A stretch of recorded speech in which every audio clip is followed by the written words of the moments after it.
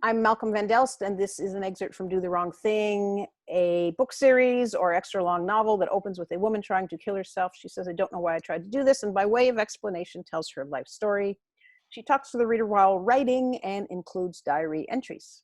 We're normally about 2/3 through the series, but since I've started to get edits back on book 2, I've revisited book 2. This week, I'm going to review what I read last week with changes according to your very fine feedback last week. Thank you. This section comes before the kicked out stuff I read over the last 2-3 weeks. Ava is navigating grade 11, obsessed with the social hierarchy she creates, basically based on the Confidence Kids show. My main question this week is, in the section where Ava meets Dan, which of the 3 paragraphs that I'll indicate 1, 2, 3 work best? I'll put my other questions at the end. It's hard to imagine she's having sex with them, which is, I'm afraid to think, what she must be doing. Gerry and I have been in the same class since grade 1. Well, we're not in the same high school classes because I'm in advanced and she is in regular college stream. Gerry is shy, nice, not mouthy and sarcastic like top tier girls, the ones who have sex. Yet Gerry is suddenly popular, not at Sebastian, but with Fort Smith boys. Maureen, a top tier, second from the pinnacle, being Tia's best friend, is also shy and quiet. Wait, how are Maureen and Gerry both popular when they're shy? You have to be loud and courageous to be popular, don't you? I've known Gerry my whole life. I've gone to her birthday parties. She's come to mine. She's Catholic. She can't be having sex. Gerry is tall and thin. Her hair is so long it comes down to her butt. She wears more makeup than anyone at Sebastian, unless you count Frances, another tall, thin girl who lives in Drugs, Morrilton. Until I type this right now, I don't see it. But with her long, thin frame, blonde hair, and blue eyes, Gerry could have been a model. At the time, though, all I saw was not terribly smart, shy, ordinary. After high school, when I leave Dardanelle, I'll complain to my new friends that everyone in small towns decides who you are based on who your parents are and refuses to let you change. I'll bitch that half a year of drinking in grade 10 branded me party girl. I won't see the tendency to brown people in myself, though, until right now, when I realize what I did to Gerry. How did she meet those Fort Smith boys? Fort Smith is a 45-minute drive from Dardanelle, away from the big city of Arbor. People go to Fort Smith for the campgrounds or the Pioneer Village tourist attraction. We all go there in grade 3 or 4. Maybe she meets the boys at hockey tournaments or in Fort Smith. Through her brother, Dan? Dan is 2 years older than Gerry and I. And like Gerry, popular outside the arrangement of people, the social structure I follow so closely.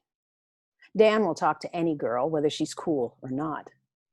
Boys within the structure I watch won't talk to girls lower down than them. Dan doesn't talk to Tia, Maureen, or the bad boys they hang around with, though. But it's his choice. He's not afraid to talk to them like I am. I'm in my dad's car driving home from my grandmother's. As I round the gravel road's bend where it avoids a stand of trees before meeting the highway, I see Dan sitting in his parked white sports car in the driver's seat with the door open and his legs splayed out in front of him. His radio plays Boston's More Than a Feeling. Dan and Gerry live on this gravel road a few farms back. My window is down. It's a hot day. Hello, Dan says when I stop at the highway. He's friendly. Not in a fake, exaggerated way. He's relaxed, acknowledging our long history because our parents have been friends in some capacity as long as we've both been alive. We're all part of the German Catholic community. He's treated me like this ever since I was a kid, I realize, but I've never actually noticed him. I do now because every non-Catholic Sebastian girl, it seems, likes him. They're not coy or hesitant either, nor do they seem worried about rejection. Oh, I hear them say softly when his name is mentioned, smiling to themselves in a knowing way. Hi, I say. Dan looks at me appreciatively, openly, even though all he can see is my head and shoulders. He stretches his legs and adjusts in his seat.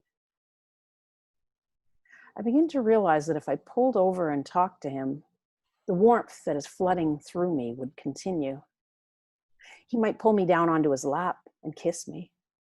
It wouldn't be desperate or weird. That's the funny thing. It'd be buttery smooth like the yellow gold of his hair or the tan of his skin.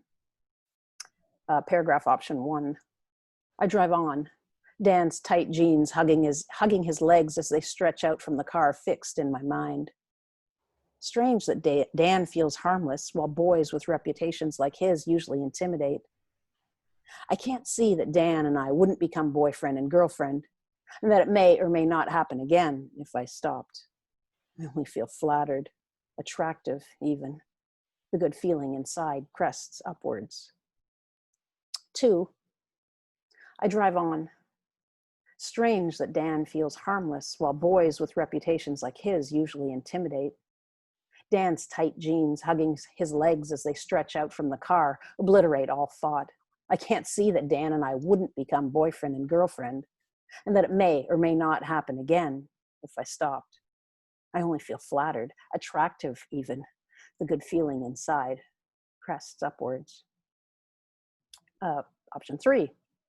I drive on. Strange that Dan feels harmless while boys with reputations like his usually intimidate.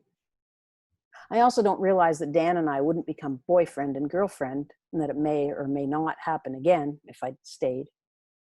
I guess because our parents are friends, I can't imagine him using me the way I presume sexually active boys will. Dan's tight jeans hugging his legs as they stretch out from the car fill my mind, obliterating all else. I feel flattered, attractive even. The good feeling inside crests upwards. When I get home, parking the car in the garage, Mr. Rosso, my English teacher, replaces Dan in my mind.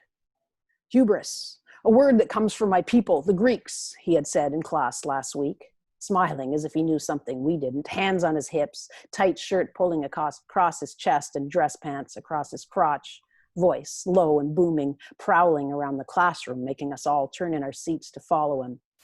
Hubris means excessive pride. It brings down flawed heroes, he had said. The school buzzes with the news of Gerry's party. It won't be the usual Sebastian crowd. It'll be filled with people from Fort Smith. Little old average Gerry, overcompensating with her makeup, is having a party and everyone is talking about it. How does this happen? She doesn't even register on the Sebastian social scale. Night of, Liz, Kathy, and I drive up to Gerry's place. I won't read the whole party scene because it's basically the same except for this last paragraph, which includes a setup for the following sections, the sections that come after this section.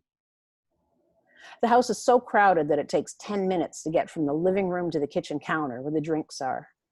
Liz, Kathy, and I find a place against the wall in the living room, against the second staircase leading upstairs, and stare at unfamiliar, happy faces. I don't know anyone. Voices and visages merge into a mass like trees in a forest as I go inside myself.